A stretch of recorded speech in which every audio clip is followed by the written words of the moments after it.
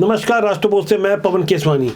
क्या भूपेश बघेल छत्तीसगढ़ में कांग्रेस की कोई बी टीम बना रहे हैं या अपनी कोई अलग ही सेना तैयार कर रहे हैं? ये बात आज मैं इसलिए कह रहा हूं क्योंकि रायपुर के सरोना स्थित सिद्धि विनायक मैरिज पैलेस में भूपेश बघेल के खासम खास गिरीश देवांगन ने 2 दिनों तक पुराने राजीव क्लब के सदस्यों से मुलाकात की। अलग अलग जिलों से आए हुए इन सदस्यों के बारे में मुख्यमंत्री विष्णुदेव साय के मीडिया सलाहकार पंकज झा ने कोई टिप्पणी की तो भूपेश बघेल इस कदर बौखला गए, इस कदर वो घमंड में जवाब देने लगे, जिसे देखने के बाद आपको एहसास हो जाएगा कि सत्ता का नशा किस तरह से सत्ता जाने के बाद भी प्रभावी रहता है। राजीव युवा मितान क्लब के माध्यम से 132 करोड़ रुपए हवा में फूंक दिए गए। पूरे छत्तीसगढ़ में कुल 13,269 मितान क्लब बनाए गए थे, जिसे बीते साल सत्ता में आते ही विष्णुदेव साय की सरकार ने बंद कर दिया और जांच के आदेश दे दिए।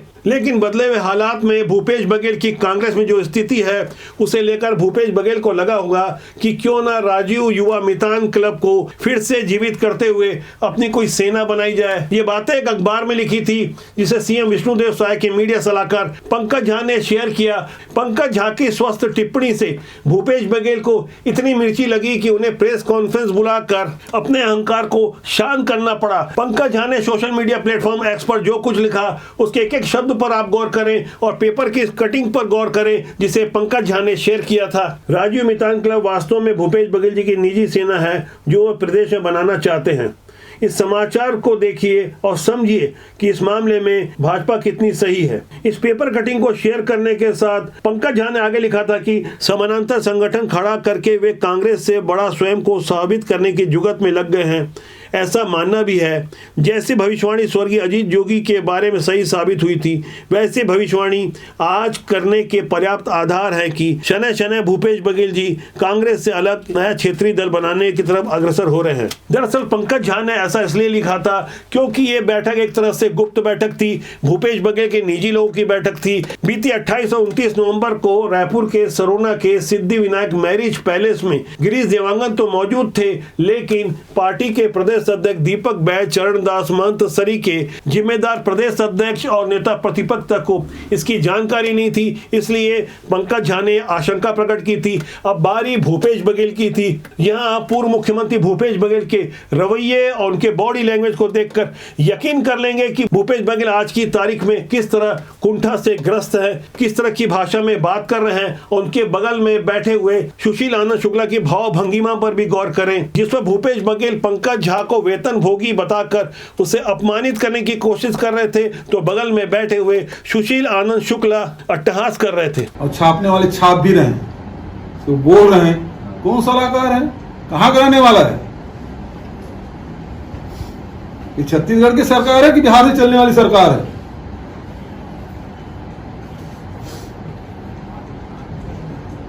इस बात को देख लीजिए। अब राजनीतिक बयान है, राजनीतिक लोग दें। ये तनख्वाह में रखे हुए लोग अब बयान देना, राजनीतिक बयान देना, मतलब इतना अकाल बढ़ गया भारतीय जनता पार्टी में। कोई अब विष्णुदेव साय के पक्ष में खड़ा होने वाला भी नहीं है कि उसको एक सलाहकार बना लिए कुछ तनख्वाह देके, है ना। अब वो अपनी नौकरी बचाने के लिए दे रहे हैं। अरे कम से कम मीडिया को सोचना चाहिए। भूपेश बघेल के बारे में इस प्रकार से लिखने का दरकार सोच। तो पूर्व मुख्यमंत्री भूपेश बघेल की जो भाषा शैली थी, जिस तरह से वो पत्रकारों को और मीडिया को उनके काम को समझाने की कोशिश कर रहे थे, अहंकार से भरे हुए भूपेश बघेल को करारा जवाब मिला पंकज झा की ओर से। हमारे पास 9 पन्नों का वो जवाब है। मैं आपको इस वीडियो के नीचे डिस्क्रिप्शन बॉक्स में वो लिंक दे दूंगा, जिसे आप आराम से पढ़ सकते हैं। पंकज झा ने भूपेश बघेल को जो करारा जवाब दिया, जिंदगी भर भूपेश बघेल याद करेंगे। और भूपेश बघेल के सरीखे जो भी नेता अहंकार से भरे हैं, उन्हें ऐसा लगता है कि सारे वेतन भोगी उनके अधीन हैं, उनके गुलाम हैं, तो वो श्रेष्ठ है।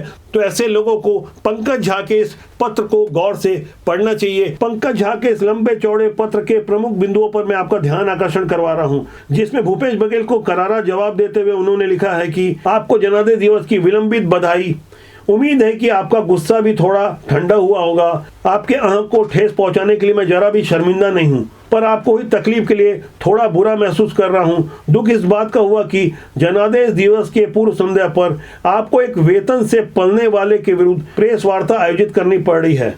इन चंद लाइनों के पत्र के बाद पंकज झा ने भूपेश बघेल को ऐसा धोया कि भूपेश बघेल को कोई जवाब नहीं सूझ रहा है। पंकज झा ने आगे लिखा है कि साल भर पहले अजीमो शान शहंशाह स्वयं को समझ लेने वाले व्यक्ति की अगर यह दुर्गति हो गई कि उसे मेरे जैसे वेतन भोगी के मुंह लगना पड़ जाए तो पराजय की बरसी के अवसर पर यह आपके लिए दुगना पीड़ा का विषय है। आशा है विधायक के रूप में मिलने वाला आपका वेतन भी आपके खाते में पहुंच गया होगा। सलाहकार वाला मेरा वेतन भी आ गया है जिस पर मुझे अगले माह तक पलना होगा। यानी पंकज झा ने भूपेश बघेल के लिए कोई कोर कसर नहीं छोड़ी और अपने पत्र के अगले हिस्से में याद दिलाया कि सरकारी वेतन से पलने वाले उनके पास 4 सलाहकार हुआ करते थे।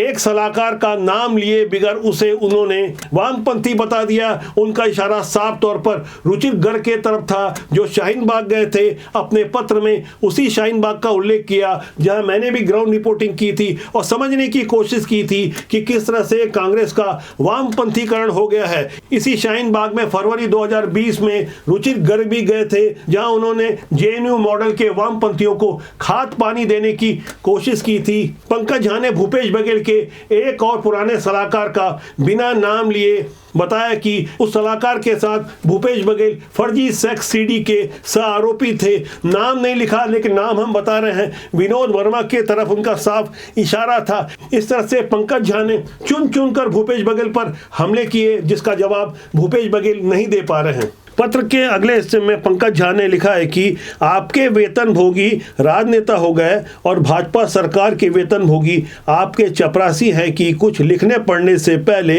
आपसे अनापत्ति प्रमाण लेंगे।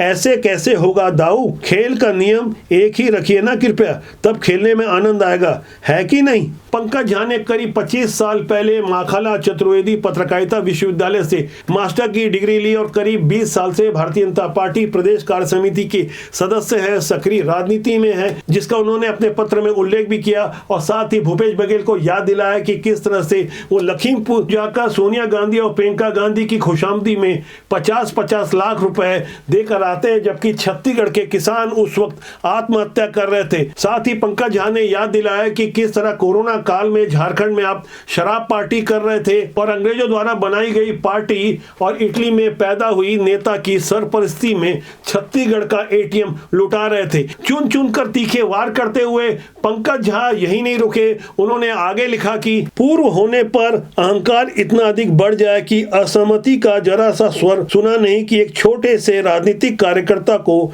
उसके जन्म क्षेत्र, जाति या पेशे के आधार पर अपमानित करते रहा जाए और धृतराज की सभा में जैसे 6 सभासदों को विद्रूप हंसी हंसने के लिए उकसाया जाए। दरअसल पंकज झा इस लाइन के माध्यम से सुशील आनंद शुक्ला के तरफ ध्यान आकर्षण करवा रहे थे। जिस वक्त भूपेश बघेल वेतन भोगी वाला बयान दे रहे थे उस वक्त सुशील शुक्ला को खूब हंसी आ रही थी। राजू युवा मितान क्लब को एक बार फिर से चुपचाप जीवित करते हुए भूपेश बघेल अपने समर्थकों के माध्यम से क्या कोई समानांतर कांग्रेस खड़ा करना चाहते हैं? यह प्रश्न इसलिए भी लाजमी है क्योंकि कांग्रेस के कद्दावर नेता और पूर्व उप मुख्यमंत्री टी.एस. सिंहदेव का एक बड़ा बयान सामने आया है जहां वे समझाने की कोशिश कर रहे थे कि छत्तीसगढ़ में किस तरह से कांग्रेस रसातल में जा चुकी है। कांग्रेस को वापस खड़े होने के लिए 20-25 साल लगेंगे। कांग्रेस के पास जो वर्कर्स हैं उनको काफी ढीला छोड़ा रहता है कि आप अपने से करो, बंधे हुए नहीं है। जो बीजेपी है वो संगठन है, वो मीटिंग हो रही है, हर हफ्ते कुछ हो रहा है। आज उनके कुछ विधायकों से बात करते हैं जो कभी इधर थे अभी उधर हैं, या उनके साथ के भी पुराने लोग कहते हैं कि इतना दौड़ाते हैं, इतना काम करते हैं कि आज यहाँ जाओ, आज यहाँ जाओ, आज यहाँ जाओ, आज यहाँ जाओ। ये कांग्रेस में नहीं है। कंसिस्टेंट एफर्ट, लंबा एफर्ट लगेगा।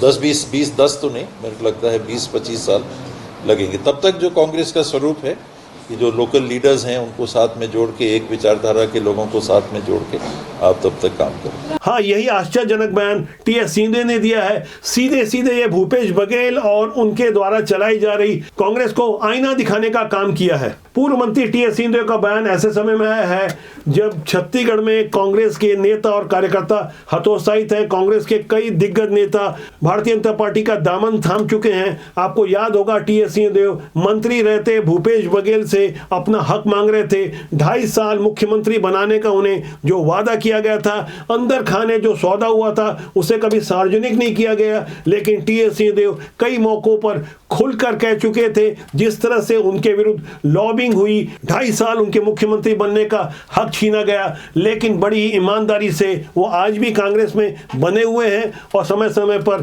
कांग्रेस को ही आईना दिखाते रहते हैं। उनकी यही बातें भूपेश बघेल और उनके समर्थकों को अक्सर नागवा गुजरती है। यहाँ गौर करने वाली बात यह है कि टी एस सिंहदेव राहुल गांधी के करीबी हैं और भूपेश बघेल को गांधी परिवार की प्रियंका गांधी का आशीर्वाद प्राप्त है। राहुल गांधी जब राष्ट्रीय अध्यक्ष हुआ करते थे तब उसी 17 दिसंबर 2018 को भूपेश बघेल ने मुख्यमंत्री पद की शपथ ली थी। दावा किया जा रहा है कि 2.5 साल वाली डील तभी हुई थी, लेकिन जब बाद में कांग्रेस की हालत और ज्यादा पतली हो गई, 2019 में भी कांग्रेस लोकसभा का चुनाव हार गई और राहुल गांधी को कांग्रेस अध्यक्ष पद से हटना पड़ा। और उसके बाद धीरे धीरे राष्ट्रीय राजनीति में प्रियंका गांधी जिस तरह से हावी होती गई, वहां मुख्यमंत्री रहते भूपेश बघेल और उनके समर्थकों को प्रियंका गांधी के नजदीक जाने का मौका मिला और इसके लिए उन्होंने अपने वेतन भोगी सलाहकार राजेश तिवारी को चुना, राष्ट्रीय सचिव बनाया और प्रियंका गांधी के लिए उत्तर प्रदेश में सहयोगी के रूप में कार्य करने के लिए छोड़ दिया। इस तरह से प्रियंका गांधी के करीबी बने भूपेश बघेल के एक और समर्थक एजाज ढेबर जो रायपुर के महापौर हैं। जब कांग्रेस का नया रायपुर में राष्ट्रीय अधिवेशन हुआ था तब प्रियंका गांधी के सम्मान में चापलूसी में उन्होंने गुलाब की पंखुड़ियां पूरे रास्ते भर में बिछा दी थी। लाखों रुपए की गुलाब की वो पंखुड़ियां बता रही थी कि चापलूसी किस कदर कांग्रेस में हावी हो चुकी है। उसके बाद एक और नया दौर आया